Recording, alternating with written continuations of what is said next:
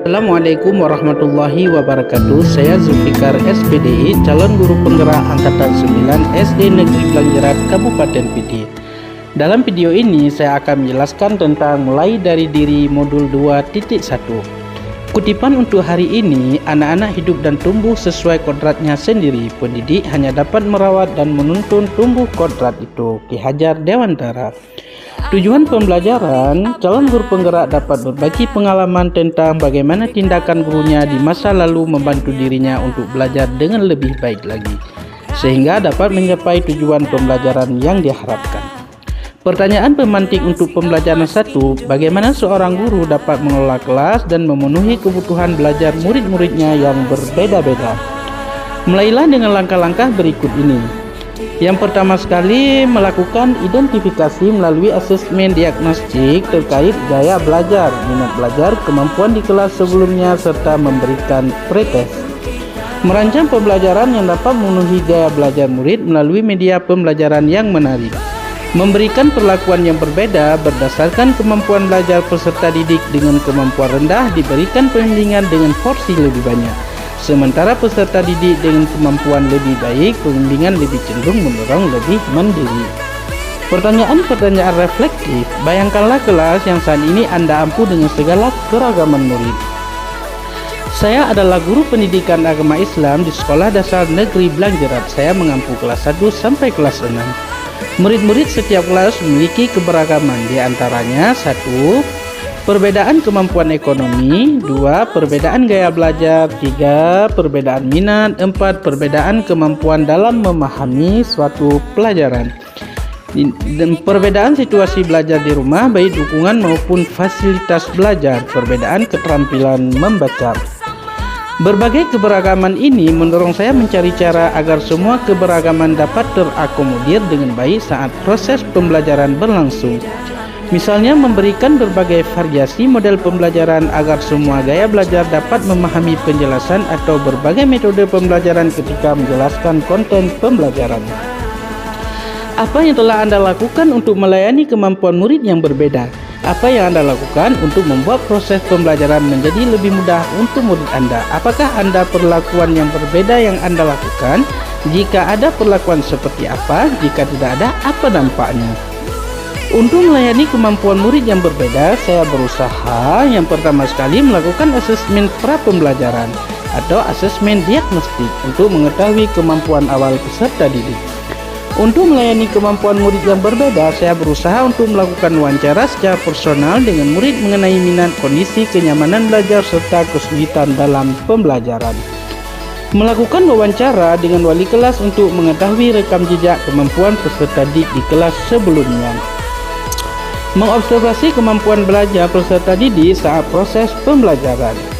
Memberikan pertanyaan pemantik mengenai diri peserta didik. Mencatat hasil observasi wawancara maupun pengamatan pada peserta didik ke dalam catatan profil murid. Merancang perencanaan pembelajaran yang diusahakan dapat mengakomodir semua keragaman peserta didik.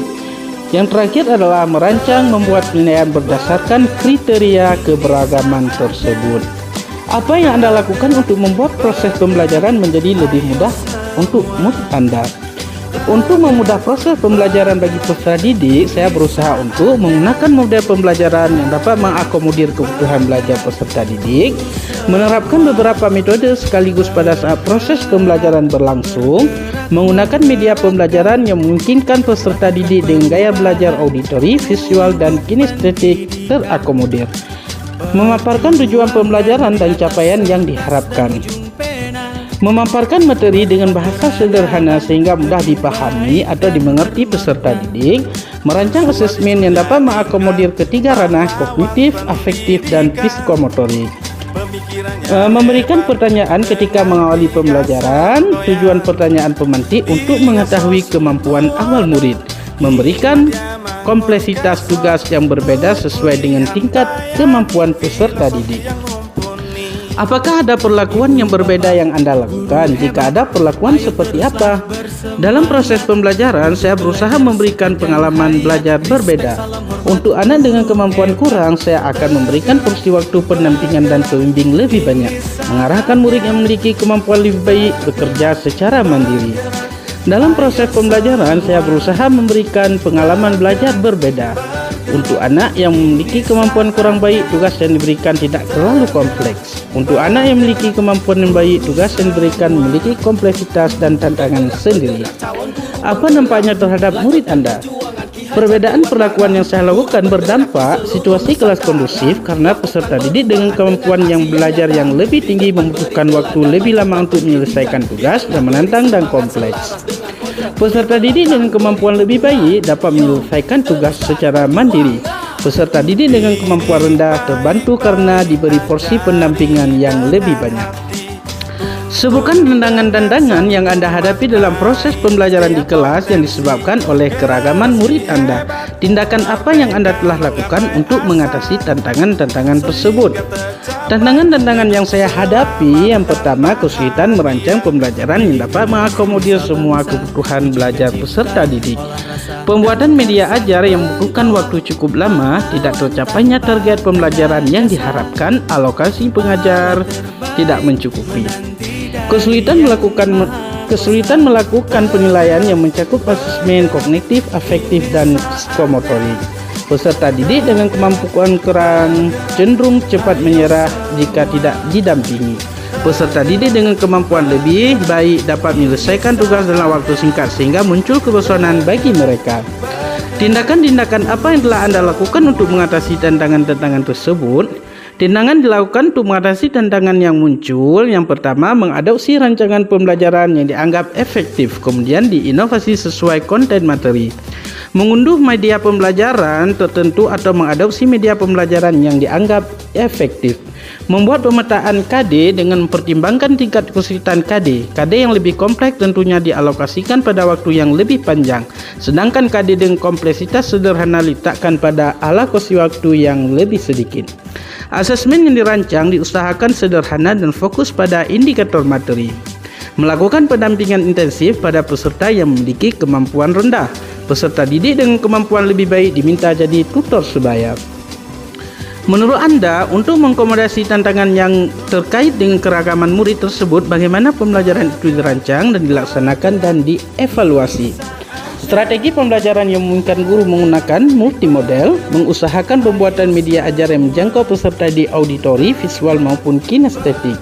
Yang tiga, tidak menggunakan satu metode pembelajaran saja, melainkan dapat mengkombinasi berbagai metode pembelajaran ketika mengajar.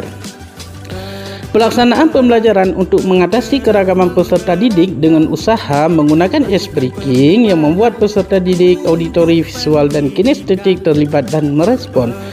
Menginformasikan tujuan pembelajaran di awal agar peserta didik memiliki arah, target, capaian pribadi, dan pemahaman alur pembelajaran. Menggunakan strategi tutor sebaya. Evaluasi untuk mengatasi keragaman peserta didik dapat diupayakan dengan cara yang pertama, membuat tugas dengan perbedaan kompleksitas. Yang kedua, membuat asesmen efektif dan psikomotorik yang sederhana dengan sistem checklist. Yang ketiga, sebagai bahan refleksi, peserta didik minta menuliskan perasaan pada stick note yang tempel pada papan tulis. Terima kasih, salam dan bahagia. Assalamualaikum warahmatullahi wabarakatuh.